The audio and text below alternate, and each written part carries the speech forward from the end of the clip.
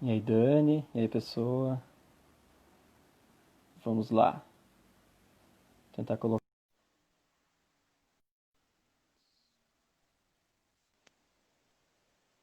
Oi, está me ouvindo? Tô te ouvindo. Então, você me ouve, Tô, mas eu não tô, me vê. é, tô Que suspeitando que a gente estranho. vai ter que fazer um podcast. Pode ser também. Não tem problema. Que estranho. Pois é. Eu nunca. É a primeira vez que eu tô tentando fazer esse esquema Compartilhado? aí de chamar. É. Sim, Talvez tenha algum segredo ainda que eu não tenha. Que a gente não saiba. pois é. Se você quiser, Mas então, sei lá. se quiser ir começando, e aí, tipo, a gente vai conversando para ver se em algum momento aparece a minha cara. Uhum, uhum. Então tá, então vamos, sei lá, vamos começar a conversar. Tipo, a ideia Beleza. então a ideia dessa live é fazer tipo conversa sobre física, né? Então chamei a Isabela Maieto, né, que faz mestrado no IFT, minha colega, Sim. e a ideia é tipo assim, eu não sei direito o que é que ela pesquisa, então eu vou perguntar, tentar entender o que é que tu faz e é isso aí. Aí falar pra todo mundo que tiver assistindo. Ah, Ah, tipo, tá, o segundo mandou tem que enviar um request, mas ele já enviou, tipo, eu já aceitei, eu estou aqui, entendeu? O problema é que a minha câmera não está aparecendo. não sei o que É que isso que está acontecendo, mas tudo bem, vamos seguindo e aí Bora a lá. gente. Tá, então, tipo, eu tava querendo te chamar porque eu sei que tu é uma das pessoas mais empolgadas que tem, do pessoal do mestrado que eu conheço, uma das pessoas mais engajadas, que faz um monte de coisa. E aí, tipo, tem muitas possibilidades de por onde começar. Eu tinha uma noção de que o que tu estudava tinha a ver com QCD, com força forte, sei Uhum, lá. sim, Aí, tu me falou que o esquema que tu estuda é colisões de partículas, não, interações de partículas em colisões de íons, né? e os pesados, sim, Íons pesados. Tá, aí tipo, tem alguma coisa a ver com QCD? Tem sim, coisa a ver com força forte? sim. Na verdade, assim, tipo, o que a gente não. Eu brinco que, tipo, eu não estudo QCD pura, porque eu não estudo, tipo assim, o que o pessoal chama métodos perturbativos em QCD, métodos não perturbativos em QCD e etc.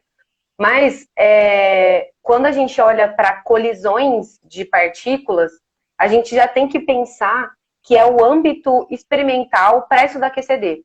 Porque quando a gente fala de QCD, a gente está falando de interação forte, né, da força forte. Então são as forças, Uhum, então é a interação entre quarks e gluons.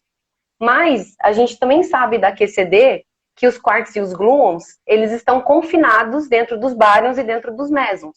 Então eles não conseguem sair daquele estado, né? A gente não consegue estar na natureza e tipo pegar um quark aqui, pegar um gluon ali. Então não tem como fazer um uhum, experimento é, na natureza assim para você conseguir é, medir quarks e gluons. Então, quando o Gell-Mann e uhum, o Zwing teorizaram os quarks, eles não faziam ideia de como que a gente poderia acessar esse tipo de informação, acessar isso no experimento, porque aham, não tinha como você não tinha uma noção de como que você ia quebrar esses prótons e tudo mais, se eles podiam ser quebrados. Então começou-se a entender, com a formulação da interação forte da QCD, que existia o confinamento, né? Então esses caras estão aprisionados dentro do próton, dentro do nêutron, por exemplo. Com os colisores de uhum, partícula, eles começaram a observar que, de alguma forma, quando você chocava uma partícula com outra partícula, esses caras se reinventavam lá dentro e geravam outras partículas. Então, o acesso da QCD, ela se dá com, por exemplo, experimentos de altas energias, que são os aceleradores. Então, o bottom, o top, eles foram, as evidências deles vieram, por exemplo, do Fermilab, que tinha um acelerador. Aí depois veio o LHC e tudo mais. Então, o acesso a QCD experimentalmente, sem contar a parte que a gente tem da astrofísica, que tem uma galera da astrofísica que também consegue ter acesso, mas é muito mais teórico e uhum, tudo mais, a parte de altas energias é totalmente feita em aceleradores. Então, essa é a relação da QCD. E o que eu faço, específico da interação de partículas, é que eu olho um método para poder medir essa interação de alguma forma, e dentro disso eu tenho que levar em conta a interação forte, dependendo da partícula que eu estou analisando. É mais ou menos isso.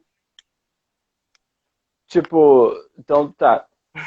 Tu tá falando que a força forte entra dentro de tudo isso, porque, beleza, a força forte é o que explica as interações entre os. É isso, entre os quarks, que são as partículas que formam o núcleo, né? Que Dos formam o átomos. próton. Que formam o próton, e aí o próton e o nêutron formam o núcleo, exatamente. Então, para acessar esse tipo de informação, a gente precisa. Porque além do confinamento, a QCD tem um outro fundamento que é chamado de liberdade sintótica. O que significa liberdade sintótica? É você, tipo, pegar uma lupa, aí se aproxima o átomo, vai se aproximando no átomo até que você chega no próton. Aí você acessa tanta energia ali que você vê os quarks livres. Então, tipo, é isso que o acelerador tenta fazer. O acelerador tenta jogar tanta energia na colisão de um próton com outro próton, ou de um íon pesado com outro íon pesado, que é o que eu estou mais focada, e quando ele faz isso, ele chega com tanta energia que em algum momento a gente acredita, e tem algumas evidências, que esses quarks ficam livres por alguns segundos. Então aí você tem acesso a QCD, entendeu? Tipo, aí você tem acesso à interação forte, etc. Sim. O Leonardo Pessoa perguntou no chat qual é a energia, qual é a faixa de energia necessária nesses experimentos. Entra com o que tu falou, né? Não sei qual seria. Então, o LHC hoje em dia, para colisões de prótons, próton com outro próton, ele chega em até 13 tera-electronvolts. Tera é tipo muito grande. Tera é tipo 10 a 12, eu acho, alguma coisa assim. Eu acho que alguma coisa assim. 10 a 12 de electronvolts. Isso, alguma coisa desse tipo, eu acho. Eu não lembro agora exatamente quanto que é tera. Mas, tipo, então é uma energia que, na verdade, assim, é curioso, porque é 1 trilhão de electronvolts. Um tera-electronvolt é 1 trilhão de electronvolts. Então, assim, tipo, se você fazer a conversão de electronvolts para joule, você vai ver que isso não é muito grande. Tipo, se a gente pensar em mecânica clássica, na gente aqui, né? Mas se você vai para o âmbito que você está colidindo um próton que tem, tipo, 10 a menos 10, 10 a menos 15 metros, isso é muito forte. É muito forte. Então, a energia é muito alta. Mas próton para próton. Esses experimentos... Pergunte. Esses experimentos, eles são feitos. São. Eles são feitos e aí tem dados experimentais. Sim. E aí, por exemplo, tu trabalha com teoria, né? Eu não sei. Isso, agora eu tô na teoria. Aí tu faz algum tipo... Pega modelos para fazer contas e comparar com os experimentos. Isso. Então, o que eu tô fazendo agora, na verdade, porque assim, o que eu trabalho é uma coisa que é chamada de fentoscopia, que é um tipo que muitas pessoas usavam para poder calcular o tamanho da fonte. Tipo assim, por exemplo, eu tenho um chumbo e outro chumbo. O chumbo é um íon pesado. Então, eu tenho um chumbo e outro chumbo. Aí eu pego esses caras e colido entre eles. Aí, dessa colisão, exatamente, dessa colisão, eu vou ter emissão, por exemplo, de 2 pions. A emissão desses 2... Exatamente. Aí, tipo assim, muitas pessoas usavam fetoscopia para calcular o tamanho dessa fonte. Para ver, tipo, da onde que esses caras saíram. Mas você também pode usar esse mesmo método para calcular a interação de estado final. Então, eu consigo ver o quanto que esses pions estão correlacionados. É isso que eu faço. E aí, o que eu... Então, tipo assim, por exemplo, o que isso significa? Significa que, assim, se eu pego um chumbo e colido com outro chumbo, em algum momento eu vou gerar 2 pions, por exemplo. Esses pions, eles vão sair, pensa em espalhamento. Tipo, eu penso assim, tipo, eu pego uma laranja, aí eu pego outra laranja, aí eu colido elas. Aí vai sair, tipo, vários pedaços de laranja pra tudo quanto é lado, assim. Então, um desses pedaços é um pion e o outro pedaço é outro pion. Vamos dizer, sai 2 pedaços, um pion pra cá, um pion pra lá. Exato, exatamente. Só que esses caras, eles estão com uma energia tão alta que, de alguma forma, eles estão interagindo entre eles. E a gente chama isso de função de correlação. Então, existe alguma correlação entre eles. E aí, o que eu estudo é até onde vai essa correlação, entendeu? Então, tipo, eu faço um gráfico para poder ver até onde vai essa correlação. E aí, o que acontece, você perguntou, se eu olho o experimento e tento reproduzir nas contas. O que eu estou fazendo agora é uma coisa ao contrário. Eu tenho uma interação específica e essa interação específica ainda não tem resultado experimental. Então, o que eu estou tentando fazer é algumas predições para eu falar assim, experimentais, meçam, entendeu? Tipo, isso.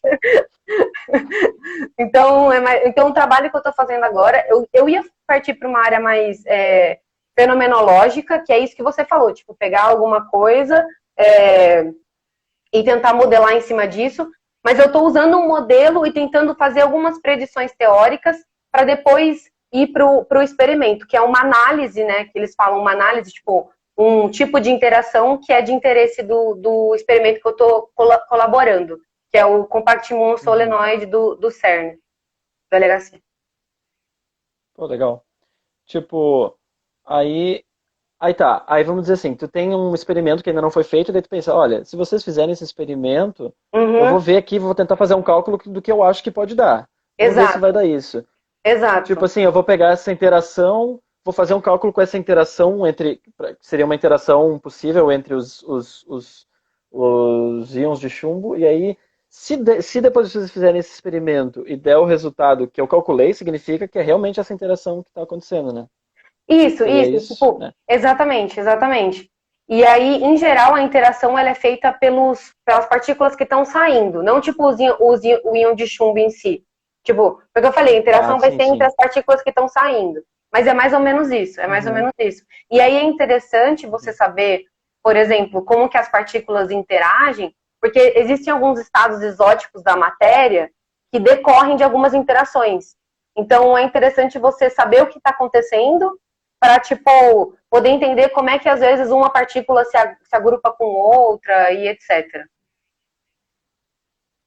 Sim. E tipo, aí, por exemplo, tu vai ter que pegar para fazer essas contas, tu vai ter que pensar numa interação possível entre as... Seria uma interação entre os pions, né? Pensar numa interação possível entre os pions. Aí, tu tem que escolher algum tipo de interação. Eu não sei como é que exatamente, tipo... Tá, então, como é que eu faço isso? É isso que você quer saber? Como é que eu faço isso? Tipo, de onde é que você tira, assim, o que é essa interação? Tem alguma motivação para você pensar nela? Tem sim. Tipo assim, essa função de correlação que eu falei, que é o que vai estar relacionado com a interação das partículas, ela é calculada com, basicamente, elementos de espalhamento de mecânica quântica. Então, tipo assim, eu vou ter uma função de onda. Essa função de onda ela vai estar relacionada com um dos pions que saiu, por exemplo, e o outro pion que saiu. E essa função de onda vai ser a função de onda, então, é tipo é algo que descreve o estado do pion, né? Como o pion tá. Exatamente. A função de onda descreve o pion. Exatamente. Tipo, pensa assim, sabe quando a gente está falando de espalhamento? E aí você fala, tem uma partículazinha vindo, assim, uma onda plana, né? Aí tem uma região de interação. Aí, beleza, essa onda plana é a região de interação. Aí essa onda plana vai bater na região de interação, e aí o que vai acontecer? Vai espalhar. É basicamente isso. A minha função de onda é essa função de onda espalhada, entendeu? E aí, os meus parâmetros são o momento relativo entre as duas partículas que saíram e a minha distância relativa entre as duas partículas que saíram. São esses os meus parâmetros. Certo. Entendeu? E aí, então eu tenho essa função de onda e basicamente o cálculo é feito a partir dessa função de onda e também a partir de uma fonte que eu escolho. Tem um parâmetro que é basicamente uma distribuição que vai ser meio que vai mediar como é que eu vou fazer o fit da curva. Eu vou ter que fazer o resultado final, ele não é um número. Tipo assim, a função de correlação é 10. Não, ela muda conforme eu separo essas partículas. Então, tipo assim, vai. Faz o esquema. Vamos dizer assim, é tipo uma função, é tipo um número em função de um ângulo. Por exemplo, não sei se seria isso, tipo, para cada ângulo possível que pode sair os dois pions, tu vai ter uma possibilidade de que saia nesse ângulo. Também, mas na verdade o parâmetro que eu estou olhando é o momento relativo. O que me importa é tipo o momento relativo e a distância relativa. Então, Momento relativo, tipo velocidade relativa, né? exato. Então, quanto maior for a velocidade deles, eles vão estar cada vez mais separados, e cada vez mais separados essa função de correlação vai diminuir. Então, eu observo isso, entendeu? Eu vejo o quanto que ela vai diminuindo e por aí vai. Então, eu faço um plot, tipo, dessa função de correlação, um gráfico, né? Por esse momento relativo. E aí dá para você ver que ele vai, tipo, decaindo. Conforme eu aumento, Então, conforme ela ficou mais longe. Então, se quando tu aumenta a velocidade relativa diminui, significa que se a função de correlação diminui para a velocidade relativa maior, significa que quando eles saem com uma velocidade muito parecida, vamos dizer assim, tem mais probabilidade de que eles saiam com uma velocidade mais parecida e menos probabilidade de que eles saiam com velocidade mais diferente? Isso vai depender, tipo, da interação que eu tô olhando. E isso que você falou é exatamente o que eu olho. É tipo, vai ter interação ou não vai ter interação? Entendeu? Então, tipo, isso que você falou vai depender do caso. Como eu falei pra você, tipo, é algo que eu espero que tenha, mas eu ainda não tenho certeza. Porque eu tô fazendo, mas eu tenho alguns modelos que mostram que, tipo assim, se eu, por exemplo, se conforme eles vão, dependendo de como ele sai, tipo, essa questão do ângulo que você falou, dependendo de como ele sai, o shape da curva é diferente. Então, tipo, se a partícula sai muito back-to-back, que a gente fala, que é tipo uma oposta da outra, talvez a gente... isso, exatamente. Talvez não tenha... A curva é um pouco mais acentuada e tudo mais. Então, tudo isso interfere dependendo do que o sistema que eu estou olhando. Então, eu preciso ter esses resultados para poder inferir esse tipo de coisa que você comentou. Como é que essas partículas saíram, entendeu? Aí beleza. Aí então tá. Tu tem que pensar numa interação. O que tu faz então é tu pega uma interação, pensa numa interação que tu faz com esse esquema de tu olhar para basicamente olhar a função de onda espalhada, né? Isso.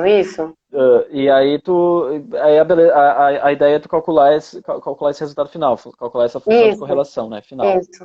Pode crer. E aí, tipo. Tá, isso é a pesquisa que tu tem feito no mestrado. Isso. Na verdade, assim, tipo, o meu primeiro ano do mestrado é porque, assim, eu vim de teoria de cordas, né? E aí eu tinha um embasamento teórico muito grande. E eu queria começar a trabalhar com coisas mais. Vou fazer uma brincadeira. Medíveis. Brincadeira. Mas aí Então, eu queria muito começar a trabalhar mais com computação, porque eu sinto que é uma coisa que, tipo, a gente precisa estar mais linkada com isso agora. Tipo, tudo, sei lá, se acontecer alguma merda, opa, falei palavrão, mas se acontecer alguma coisa, eu vou, tipo, trabalhar numa empresa, sei lá, alguma coisa assim, e aí eu consigo trabalhar com computação. Então, eu passei basicamente meu primeiro mestrado tentando fazer o código para poder calcular essa função de onda, porque eu precisava fazer o código para tirar essa função de onda, porque tudo que eu faço é numérico. Então é teórico, mas é numérico. Então eu passei meio que o meu primeiro ano aprendendo a trabalhar com os códigos e com os modelos. Numérico, então basicamente tu tem que pegar todas essas contas que tu faz, escrever um programa de computador para poder calcular automaticamente, né? Exatamente. O professor Rômulo aqui perguntou nos comentários, ele perguntou, além de íons de chumbo, tu utiliza algum outro? Tipo, então. Será que tu pode poder fazer as contas com outro tipo de íon, né? Não sei. Então, tipo assim, pro meu cálculo em si, as partículas iniciais não vão fazer tanta diferença agora, mas falando no experimento em si, eles também fazem medidas com ouro, tipo colisão ouro com um núcleo de ouro com outro núcleo de ouro. Eles também fazem com xenônio, se eu não me engano, e eu acho que eu não lembro de mais nenhum agora, mas acho que é chumbo, xenônio e ouro, se eu não me engano. São os que eu mais sei que eles trabalham. Tipo, aí beleza, eles usam isso experimentalmente, mas então no final o que importa, tipo, realmente todos os experimentos, o que vai sair vão ser sempre esses pions que tu vai estudar a correlação entre os pions que saem. Né? Isso, tipo, pra mim, eu não vou estudar os peons especificamente, mas pra mim o importante, pra minha conta, o importante é o estado final. Mas tem algumas outras coisas que acontecem no CMS, como, por exemplo, o pessoal tem procurado muito sobre o quark gluon plasma, né, que é o plasma de quarks e gluons. E aí, conforme você vai fazendo isso, aí tem algumas diferenças, se você trabalha, por exemplo, com núcleo de chumbo, com núcleo de ouro e etc. Então, aí sim tem algumas mudanças. Para o meu cálculo, eu estou interessada em estados finais de interação. Então, para mim, eu estou olhando o resultado disso. Sim. Tipo, aí no caso, tá, tu falou que tu pega essa interação e tu modela essa interação com as funções de onda e tal. Aí, tipo assim, a ideia, vamos dizer assim, se tu pega, eu não sei com qual tipo de interação, com qual tipo de, né, forma que tu tá fazendo a conta, assim, mas vamos dizer, tu faz uma conta, obtém um resultado, e aí, beleza, uma hora eles vão lá e fazem um experimento e o negócio vai fechando com realmente o resultado que tu obteve. Uhum. O que isso vai significar? O que vai significar ter realmente aparecido a interação que tu usou, que tu escolheu, sabe? Tipo, isso Sim. vai dar alguma dica do tipo de interação que ocorre entre os pions ou entre o que, assim? Tipo, vai Eu ser, não na sei se tem verdade, alguma. vai ser, quando você tem um resultado desse tipo, o que você consegue é que você consegue mostrar que a interação, então, ela existe, né? Então, tipo assim, então tudo que você fez as contas e etc., ela realmente existe. E aí você consegue chamar a atenção da galera experimental para procurar mais sobre isso. E aí foi o que eu te falei, tipo, às vezes você pode ter estados exóticos na matéria, tipo outros tipos de acoplamento entre partículas e etc., que podem partir dessa interação. E aí isso é bem significativo, mas por uma questão de você estar conseguindo linkar a teoria com o experimento. E aí você consegue ter um modelo que descreve isso. E aí, por exemplo, muitas coisas que os experimentais fazem por exemplo, a função de correlação mesmo, que é uma medida, né? Você não vai bater o detector, tipo, a partícula não vai bater no detector e vai falar, a função de correlação é essa. Não é assim que funciona. Tem todo um tratamento de dados. E aí, nesse tratamento de dados, em geral, a gente usa uma coisa que é chamada de fit, que é tipo assim, ajustar a curva. E se você tem um modelo que bate com os dados experimentais, você consegue cada vez mais melhorar esse ajuste dessa curva. Então, acaba virando uma ferramenta para a galera continuar a fazer medidas. Isso que acontece, tipo, quando você consegue linkar a teoria com o experimento.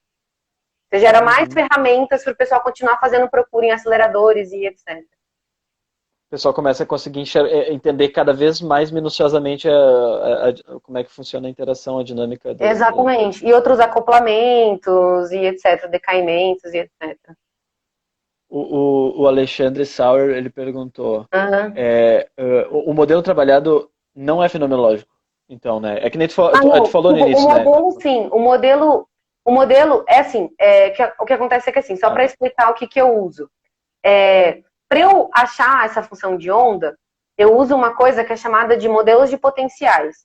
O que significa isso? Significa que eu vou resolver, por exemplo, no meu caso, enfim, mecânica quântica a gente tem a equação de Schrödinger. Então, a equação de Schrödinger, você vai lá e acha a função de onda a partir dela. Também tem um outro tipo, só que a equação de Schrödinger ela é voltada para potenciais locais. O que isso significa? Significa que o meu potencial ele vai depender do raio, do R. Então, ele vai depender da distância que eu estou, tipo, trabalhando. No meu caso, eu preciso de uma coisa de um potencial que é não local.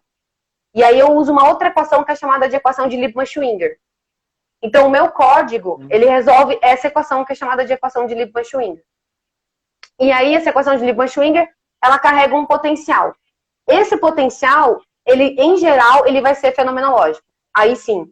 Por quê? Porque eles vão, tipo assim, eles vão observando, que nem, por exemplo, eu estou interessado em mesons. Então, eles pegam algumas medidas, algumas coisas que já tem de informações sobre mesons, e aí vão modelando esse potencial. Então, sim, essa parte é fenomenológica, mas o que eu estou fazendo não é, tipo assim, pegar um dado que já está pronto, tipo, eu pego, sei lá, a interação que já está pronta. Por exemplo, tem uma partícula chamada de count. Sei lá, counts, tem alguns resultados já prontos. Eu pego esse resultado e faço um modelo. Não, eu quero fazer o contrário. O que eu quero é tentar dar uma predição teórica para uma coisa que ainda pode ser medida.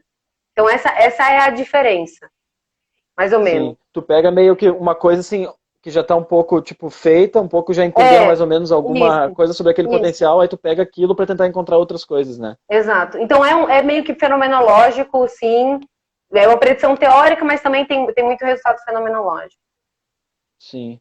Aí o professor Romulo perguntou ali, colisões que tu faz, elas visam constatar, tipo, validar algum resultado ou esperar encontrar algo novo, né? Então, assim, Tipo, na real. tá. Então, assim, vamos lá.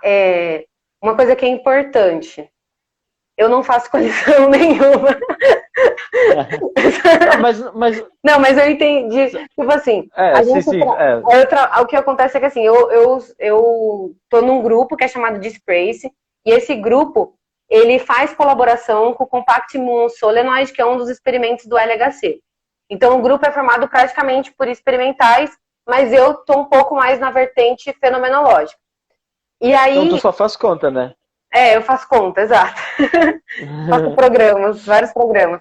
E aí, aí eles... Então, o que acontece é que, assim, então, existe um setor do LHC que é, assim, é a procura... Tem colisões de prótons e tem colisões de íons pesados. Então, o que acontece é que quando existe algumas coisas que a gente está esperando resultados novos, mas, na verdade, são coisas que são novos no sentido de só comprovar o que a teoria está tentando já mostrar há algum tempo, mas também tem resultados novos que é, tipo assim, saiu alguma coisa diferente e aí os teóricos têm que ir lá e arrumar.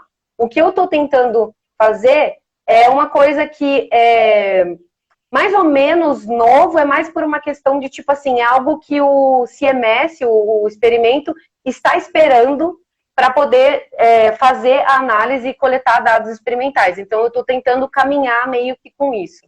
Esse é o sentido. Sim.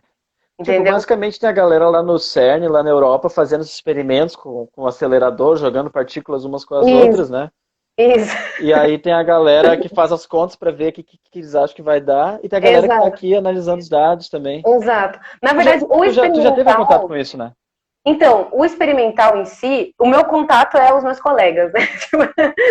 Tipo assim, tem um colega meu que é aluno da minha orientadora também, o Denner, que ele está fazendo doutorado, então, tipo, ele está fazendo uma análise agora. A tese dele é totalmente em uma análise. E aí, é engraçado, porque o experimental de partículas, ele é um pouco diferente do experimental convencional. O experimental de partículas, ele fica o dia inteiro debugando código. Então, você entra no computadorzinho, vai lá, escreve o código, aí tenta ficar rodando as coisas, não consegue, arruma o código e não sei o quê, mais ou menos isso. E no final das contas, são vários... porque você tem que passar por vários processos na hora da análise, né? Porque acontece a colisão, tipo, você não tem um experimental que aperta o botãozinho lá e fica, tipo, esperando a partícula rodar e tudo mais. Então, o que eles fazem eles pegam e, tipo, passa por todo um processo de análise de dados até chegar no físico, que vai, tipo, também continuar esse processo, mas é basicamente um trabalho de programador, assim, tipo, senta e aí quando sai o resultado, a pessoa vai lá e analisa, tipo, bota significado físico. É um trabalho um pouco mais distante, assim, né? Não é aquela coisa de, tipo, botar a mão na massa e apertar um botão. Não é botar a mão... Exato, é bem diferente. Lógico que tem a galera que trabalha diretamente lá no LHC, né, que trabalha, tipo, com aparelhagem, etc. Mas, por exemplo, agora o LHC, ele tá em manutenção. Então, tem muita gente que tá trabalhando para poder arrumar as coisas, porque em 2021 vai ter um run novo, que vai rodar as partículas lá tudo de novo. E aí, então, a galera tá nesse pique de melhorar. Então, tem muitos físicos que acabam trabalhando com isso também, com upgrade, que a gente chama.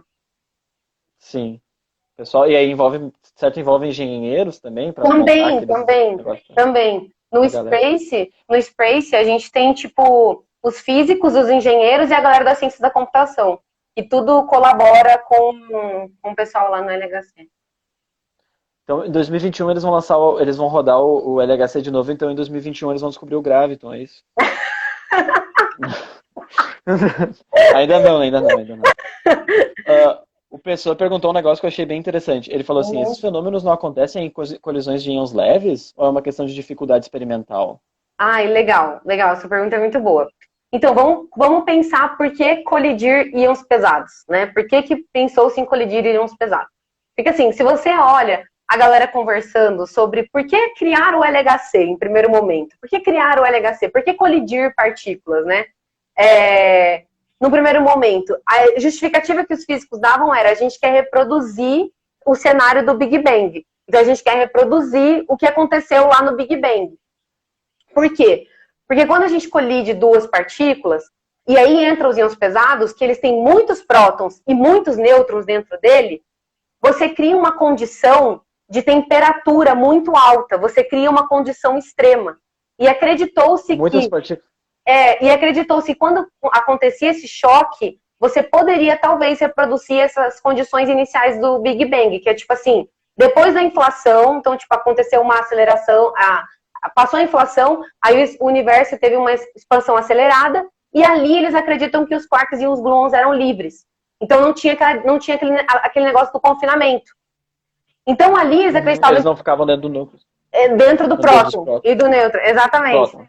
Então, tipo assim, então acreditava que... Então, o que aconteceu foi que eles falaram, se eu pego um íon pesado, que ele tem muitos prótons e muitos nêutrons dentro dele, e eu choco com outro íon pesado, talvez eu consiga uma condição tão extrema quanto naquele período. E aí começou-se a fazer... Um Big Bangzinho, assim. Então, um pouquinho depois do Big Bang, um pouquinho depois do Big Bang. É como se fosse, tipo assim, eles falam uma sopa quente de quarks e gluons, etc.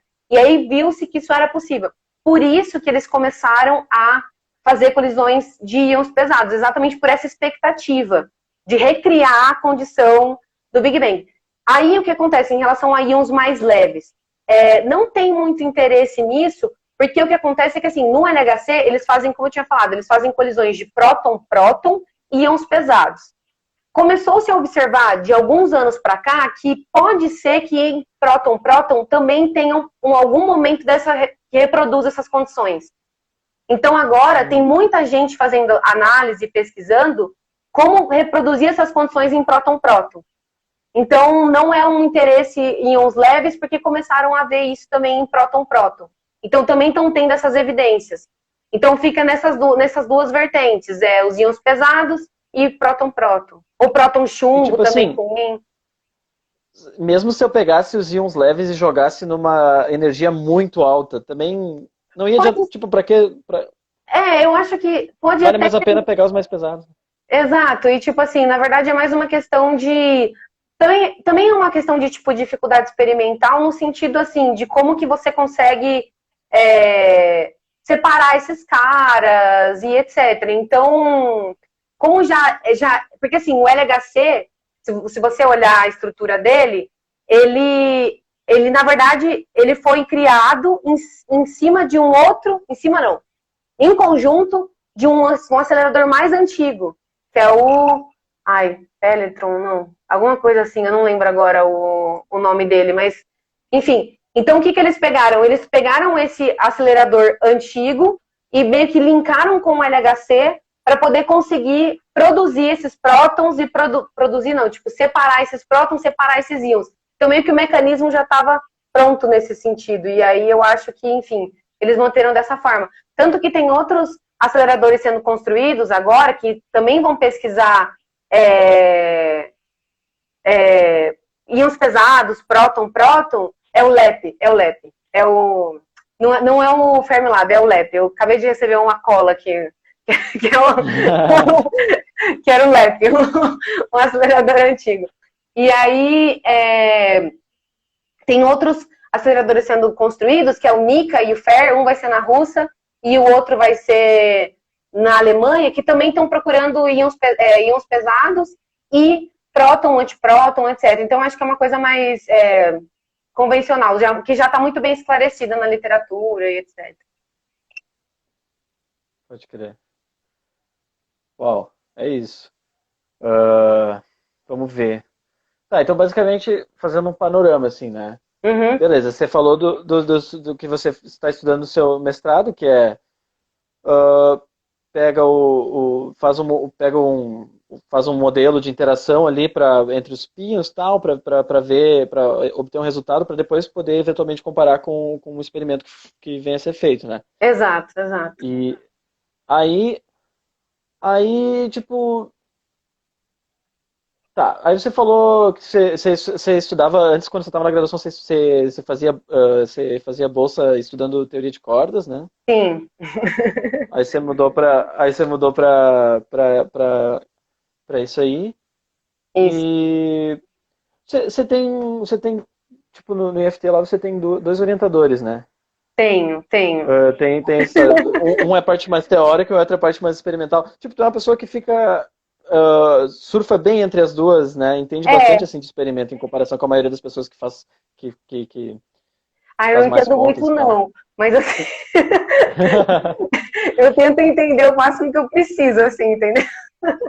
Nesse sentido. Aham, Mas, assim, eu tenho dois orientadores, porque eu tenho a Sandra Padula, que é experimental e é colaboradora do CMS, e tem o Gastão Krain, que é teórico em QCD e etc. E aí a ideia era fazer alguma coisa que os dois tinham muito interesse, que é estudar esse tipo de método de interação, que é a fentoscopia, né, de estado final, etc. E aí, enfim, aham. linkamos isso da melhor maneira possível. E para mim está sendo muito legal, porque eu queria exatamente isso, sabe, no mestrado. Era poder. Eu gosto muito de teoria, não queria largar a teoria, mas eu também queria ter o contato experimental de física de Uhum. partículas que eu amo, para poder entender o que, que rola e ver o que, que eu quero fazer, sabe? Se eu tenho. Se eu quero ser mais palpável ou não mais palpável, etc.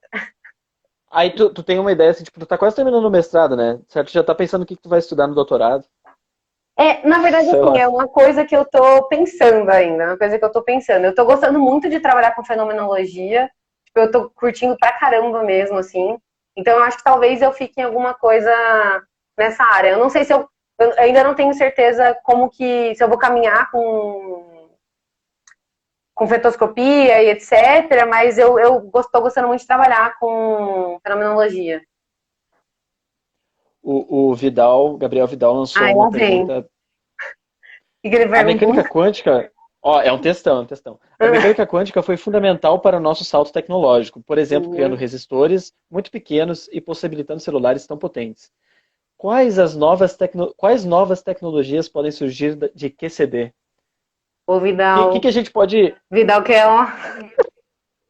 estourando íons de chumbo e estudando Tá, as vamos lá. interações entre os íons, que a gente pode. Vamos lá. Deixa eu só Não falar sei uma se. coisa antes. Deixa eu só falar uma coisa antes. Eu vou tentar Fala, fala. responder rápido essa. Só uma coisa. O FCC que comentaram aí é uma grande utopia do LHC, porque eles querem construir um acelerador 4 vezes maior do que o LHC, para atingir energias mais altas. Mas é uma coisa que está no papel, sabe? Tipo, não é. Como é que é o nome? Ainda não é. É um projeto e tudo mais, tem site e tudo, mas ainda não é algo concreto. É um projeto do LHC para construir algo que seja 4 vezes maior do que a circunferência atual do LHC. 100 quilômetros de É circunferência. basicamente pegar a Europa inteira. É tipo isso. A Suíça, tá ligado? Mas tá, sobre isso do Vidal, beleza. Vidal, eu vou te responder uma coisa, não está no meu âmbito de altas energias, porque assim, existe uma coisa que estão começando a estudar, mas assim, é muito recente, muito cru ainda, que é uma coisa que é chamada de color superconductor, que é o supercondutor de cores, que seria o quê? Eles acreditam que no diagrama de fases da QCD, você consegue ver que você tem dois lados assim, que tipo, você tem altas energias, que é onde está o LHC. Então, se você pensa num gráfico assim, temperatura por pressão, temperatura por pressão. Então, altas energias, que é a temperatura muito alta, você consegue ir até o LHC, certo?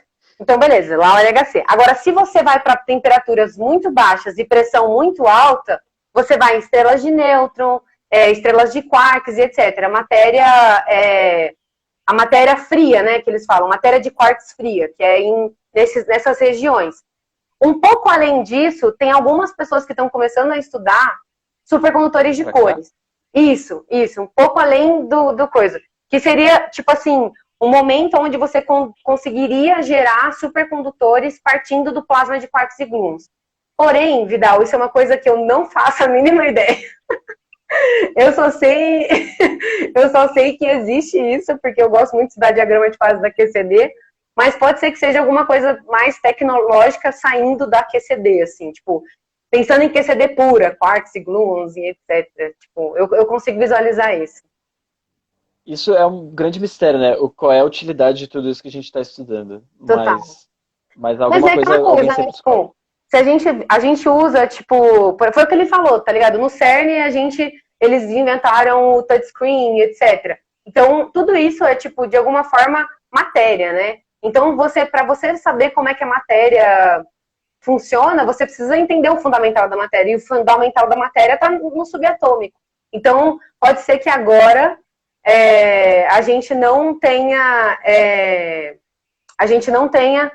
alguma coisa direta, mais pra frente. Deixa eu ver, o Pessoa perguntou, o Pessoa, ele é um grande interessado por física experimental, ele perguntou qual é o lance, explica melhor a técnica de femtoscopia. Tá, a femtoscopia é uma técnica teórica? Seria, teórica. Quem inventou é um cara chamado... Bom, tem um cara que é muito forte nisso, que é o Leonid, que é um russo, e que ele está vivo até hoje e tudo mais, e muito fofinho. E aí o que acontece é que assim, a femtoscopia, inicialmente, ela era usada para você calcular o tamanho da fonte. E ela era usada em partículas idênticas. Então, o que são partículas idênticas? É você, por exemplo, ter dois férmions iguaizinhos ou dois bósons iguaizinhos. E aí, quando você tem esse tipo de coisa, Isso, exato, dois férmionzinhos. Então, tipo, quando você tem esse tipo de coisa, você usa estatística quântica, que é o quê? Fermi-Dirac e o Bose-Einstein. Então, ele tentava entender como calcular o tamanho da fonte, olhando como esses dois férmions, eles interagiam de alguma forma que geraria essa estatística quântica entre eles, e aí você conseguiria encontrar o tamanho da fonte disso. Mas, com os estudos, depois eu posso até mandar uma fórmula, que aí dá para ver melhor isso, porque você tem uma dependência na fonte, você tem que falar uma distribuição. E aí essa distribuição, geralmente o pessoal usa gaussiana e etc., você consegue tirar informações de quão largo é essa gaussiana, ou quão estreito é essa gaussiana, e isso está relacionado ao tamanho da fonte, por exemplo. Então era isso que eles usavam. Só que perceberam que você poderia também usar isso para extrair informações de estado final de interação, que é o que eu estou interessada. Como? Com a função de onda espalhada. Então, em vez de eu olhar a estatística quântica, eu transformo isso na função de onda. E aí, claro, se isso for dois férmions, aí eu vou ter ainda a estatística quântica. Mas se eu tiver, por exemplo, dois férmions não idênticos, aí eu consigo olhar isso como função de onda. E aí... E a fonte é a colisão? Não necessariamente. É um processo que a gente chama, tipo, pós-colisão, que é chamado de hadronização. Que é tipo assim, você colide, aí acontece supostamente essa sopa de quarks e gluons e tudo mais, e aí depois disso acontece a hadronização. A hadronização é exatamente os quarks e os gluons se juntarem e gerarem essas outras partículas, que eu estou interessada. Então, esse momento é o tamanho da fonte. É mais ou menos isso, a femtoscopia. Ela é um processo...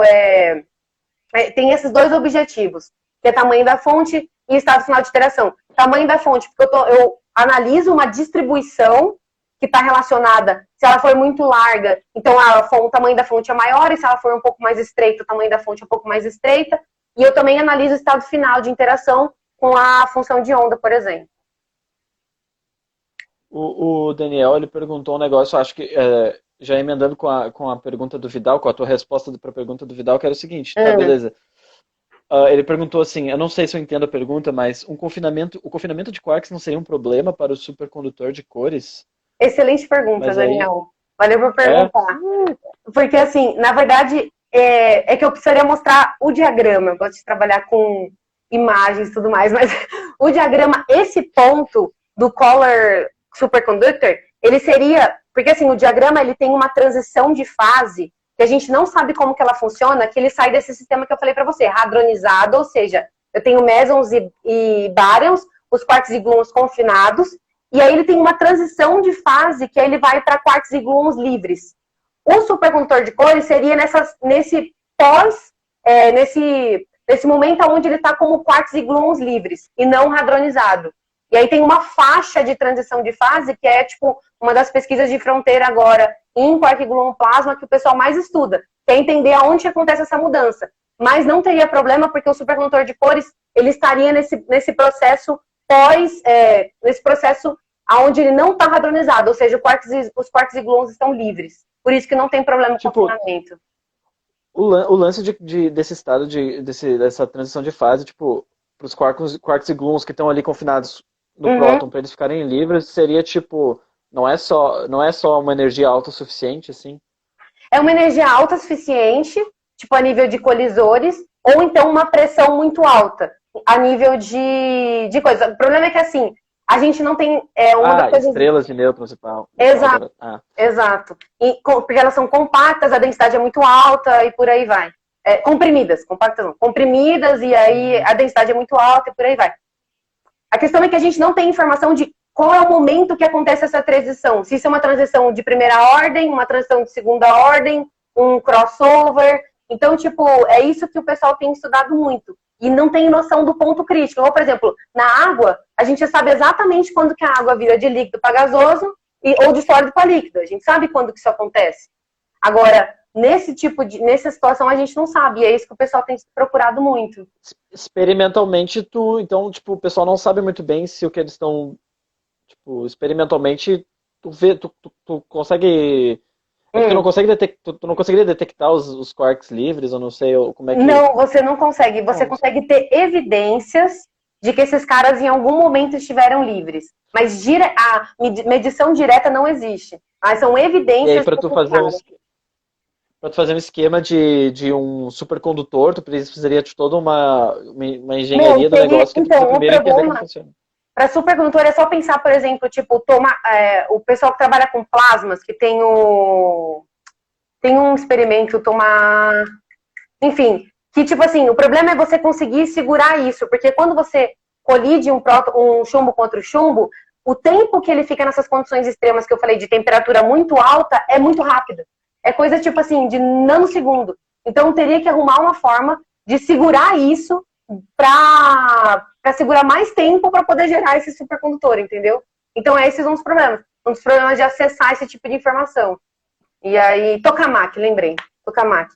O tokamak, que é o experimento que segura o plasma lá dentro, né? Não sei se vocês sabem que tem na USP e tudo mais, que é o pessoal que trabalha com física de plasmas, eles têm muitos problemas para conseguir segurar o plasma ali, porque é muito rápido. E a mesma coisa acontece nos aceleradores. Então isso sim é uma dificuldade experimental, entendeu? Isso sim. Falta ainda tecnologia, etc. Igual quando as de Bose tem também essas coisas assim. Tipo, o pessoal demora, que também acontece por pouco tempo. Então tem essas questões, assim. Então, tipo, o diagrama de fase da QCD é uma coisa incrível, porque você tem dois extremos com muita informação e a galera tentando procurar coisas no meio para ver se acha alguma coisa, tipo, e tudo mais. Então, é realmente um tópico de pesquisa muito forte atualmente, assim. É o diagrama de fase da QCD, assim. Bem legal. Que massa. Pô, tu sabe um monte de coisa sobre isso aí, tipo, é legal. É legal a gente começa a conversar e, tipo... Eu amo. Aí, tipo, eu não sei quanto tempo a gente ainda tem, acho que uns 10 minutos. Se pá, uns 10 minutos. Tem um outro lance que tu tem envolvimento bastante, que é o negócio de divulgação científica mesmo, né? Sim. Tipo, tu já falou um monte de coisa de masterclass e tal, eu nunca sei o que é o quê, eu não sei se tu tem um panorama assim do que tu faz de divulgação científica. Tá, então, o que acontece é que assim, o grupo, eu sempre gostei muito de falar de ciência, tanto que na graduação eu participei do show de física, tudo mais, sempre tentei estar muito linkada com isso. E aí, quando eu entrei no Sprace, quando eu comecei a trabalhar com a professora Sandra Padula, ela já fazia há, tipo, 10 anos um evento que é chamado de Masterclass. E esse Masterclass nada mais é do que um evento que a gente pega escolas do ensino médio, tanto público quanto privada, e leva os alunos para o Instituto de Física Teórica, lá para o SPACE, lá para o IFT, para eles terem um dia com física de partículas. Então, a gente faz palestras, conversas, e no final, no último dia, eles fazem um exercício que eles analisam alguns dados reais do CMS. Então, eles têm, tipo, um dia de física de partículas, acho o bóson de Higgs, então é bem legal, é bem legal. Então, isso que eu tenho. Então, o Masterclass é isso. Tu trabalha como uma das tutoras, tipo assim. Tutoras, tipo, pode crer. Eu e os meninos do grupo, né? E a Ana também, que também. Agora ela tá fazendo doutorado nos Estados Unidos, mas ela também sempre foi muito ativa no grupo, continua ativa no grupo. A gente meio que trabalha como tutor. Eles vão fazendo os exercícios, a gente vai auxiliando. O que é isso aqui? Porque a gente trabalha com decaimento. Então, tipo, eles têm que entender que o que eles estão vendo no detector não é a partícula que a gente quer, mas é o decaimento dela. Então, eles têm que reconstruir de modo a achar a partícula que a gente está interessado. É bem bacana ver isso. E aí, a gente faz também um evento só para meninas, para incentivar mulheres na ciência e tudo mais. Então, esse é o trabalho com o Masterclass. Masterclass, pode crer. Tipo, é louco, porque daí as pessoas, tipo, as crianças ali, elas vão tá começando a entender que, tipo, como é que é o lance sei lá, da física experimental, né? Que eu também não sei, que é tipo, Exato. O que tu mede, como é que tu vê, tipo, o que é uma colisão de partículas? Sim, e é muito tudo legal. Só um monte de, sei lá, números. E é muito legal porque os estudantes começam a ver física como uma profissão. Tipo, como alguma coisa que você vai fazer alguma coisa, sabe? Tipo, que não é só um bando de doido, tá ligado? E não é só um monte de coisa que você tem que aprender e decorar pra prova. Exato. Então eles começam a visualizar a física como uma... hey Eduardo, I cannot turn my camera, I don't know why. Eduardo é um amigo meu da Colômbia, super gente boa, queridíssimo. Que pena que não tá funcionando, né? Porque eu não sei o que aconteceu. Yeah, I don't know why, but my camera is not working. Sad. Aí, eu não sei, realmente, mas pelo menos a gente tá conseguindo fazer um podcast. Sim. Vamos ver, aí tipo, o que mais a gente pode falar, né? Você falou dos negócios de divulgação científica que tu faz, então é basicamente isso. E agora... Não, eu ia perguntar, aí eu só lembrar que tu tinha falado do Sprace antes para entender, mas o Sprace a gente já conversou sobre o que é o Sprace, né? O faz Sprace... parte do Sprace, que é esse grupo de gente que é grupo de experimentais e de físicos teóricos, né? Isso, o Sprace ele é um centro de pesquisa dentro do NCC, que é o Núcleo de Computação Científica da Unesp, que é onde fica a galera que faz essa comunicação com o experimento lá na Suíça, no LHC. Então é um grupo de pesquisadores que são colaboradores de um dos experimentos do LHC, que é o Compact Muon Solar. Então é isso. Então tem esse link. E aí são pesquisadores no sentido de físicos, engenheiros, cientistas da computação e etc. E além disso, eles também fica localizado o NCC, que é o Núcleo de Computação Científica, é onde fica o Grid Unesp, que são máquinas que alimentam a Unesp inteira, tipo todo o estado de São Paulo e tudo mais. Também bem bacana. Lá no IFT tem aquele primeiro andar lá é o Sprace, né? É o Sprace. Aí o que tem lá? Não, tem um acelerador de partículas ou tem só um monte de computador? Não posso falar sobre isso. Dados. Não posso falar sobre isso. Não, na verdade lá fica... O que fica, tipo, do LHC lá que comunica é o que a gente chama de Tier 2, que é um supercomputador, não. Que é um cluster de computadores que recebem o processamento dos dados lá do LHC e aí joga lá na Tier 2 e o pessoal tem acesso a isso. Então essa é a comunicação. Então, tipo, tem aquela parte que tem vários computadores, vários clusters de computadores e tudo mais. Uma daquelas máquinas é a Tier 2 do Sprace, que faz a comunicação com o LHC. E aí tem a sala de reunião, etc. Cafezinho. Porque na real, se tu for pensar, essa área de física de partículas, a parte experimental, ela é muito concentrada, né? Tipo, eu não sei, não deve ser só no CERN, claro, mas é meio que, eu não sei se Na é verdade, ela certo o que eu tô não é falando. muito concentrada, ela é muito espalhada. Tipo, a gente tem colaboradores do mundo inteiro em várias universidades, sabe? Tipo, por exemplo, Tipo, mas o experimento ele é feito basicamente só lá, né? E aí isso, eles mandam, só que tipo exato, gera tanto dado que tem que mandar para todo mundo. exato, É exatamente. isso? Exatamente. Tipo, o experimento é feito lá, e aí se você colocar no Google, assim, tipo, eventos CERN, LHC, você vai ver que tem umas fotos, meu, que são, tipo, umas coisas tudo embaralhadas, assim. Então, tipo, tem todo um processo de processamento de dados que aí vão mandado para essas tiers, né, que a gente chama e tudo mais.